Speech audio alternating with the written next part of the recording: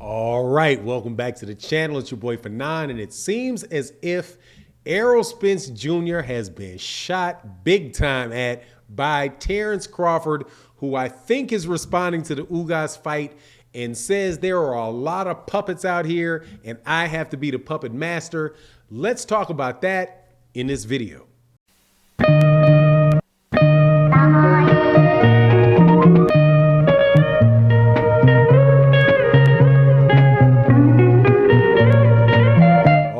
Welcome back to the channel. It's your boy Fanon. Gotta love this, man.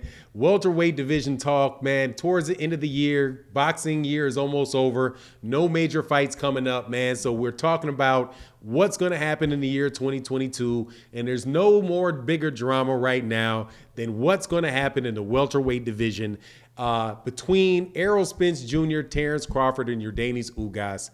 Terence Crawford took to Twitter this morning and put out another one of his cryptic texts or cryptic tweets, excuse me, and says there are a lot of, I'm paraphrasing here, there are a lot of puppets around here.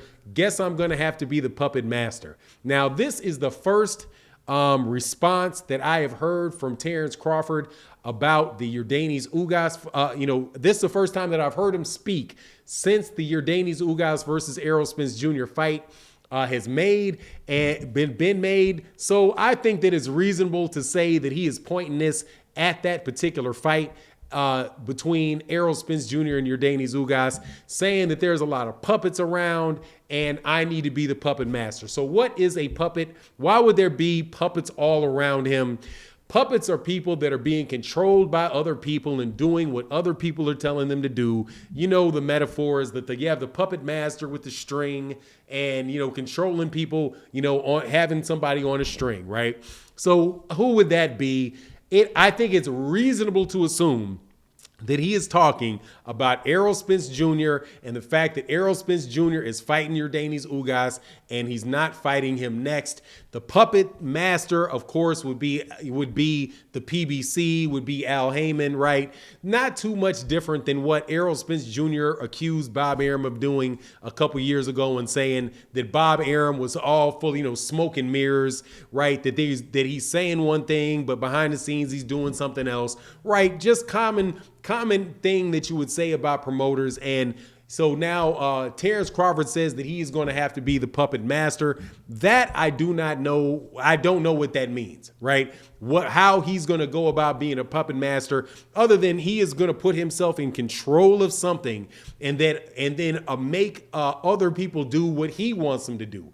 Now, I am somebody that, although I get called a Terence Crawford hater all the time, and honestly, man, I'm telling you, the reason that it comes off like that a lot of times is because there's a whole lot of people that bash on Errol Spence Jr.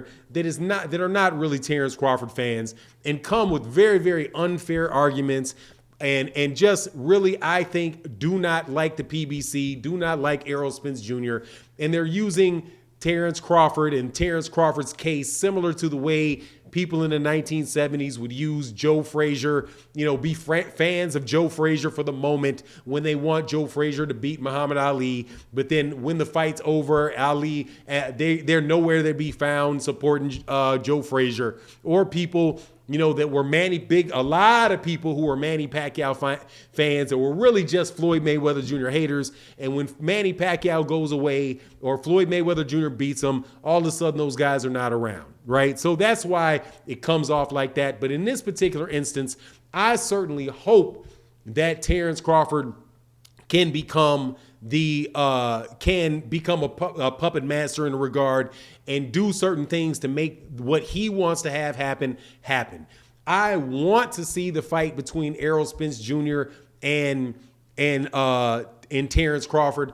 I want Terence Crawford to get the money that Terence Crawford wants to get in that fight. So how is Terence Crawford going to actually go about doing that? Other than, just kind of shooting out messages and insults at people. Now, as far as, whether or not Errol Spence Jr. is a puppet being controlled by other people, man, I can't really speak to that other than to say, I do believe that there are influences in the PBC that are going at PBC, whether it's Al Heyman, I don't know, because I only know a couple people that have ever dealt with or talked to Al Heyman. Never heard him actually talk about boxing out loud other than, what I've seen in some transcripts and some court cases about what he was doing with the PBC, right? Which actually you guys ever want to know, figure out whether it's a really bright guy other than his actions and how his actions manifest. Go read those court cases. Very eye-opening, very, very eye-opening into the guy's mind. But I would not doubt that there are people in the PBC that are saying, look, we can make just as much money fighting Yordenis Ugas as we can make fighting Terence Crawford. This is our guy. It's an in-house fight. Let's get this fight done, because if we fight Terence Crawford, it's going to be a risky fight, and then we may not be able to come back to the Yordenis Ugas fight. I don't doubt that there are people out there who are dealing with Terence Crawford that think we don't care about Terence Crawford. You can clearly see that there are people in the PBC that will hold that belief. Like, for example, in a different scenario, right? Leonard Ellerbe with Gervonta Davis. When he talks about the business related to Gervonta Davis, he will clearly tell you, look, man, some of these fighters that you think are really big are not that big. And these guys are going to want a certain amount of money for the fight. And we're not in the business of losing money. We're not taking any losses, right? So the guy, and he's obviously was speaking to guys like Devin Haney, probably Vasily Lomachenko, Teofimo Lopez, those guys in the lightweight division saying, and he specifically was talking about Devin Haney saying, man, Devin Haney might want $5 million for that fight, man. We're not paying Devin Haney $5 million.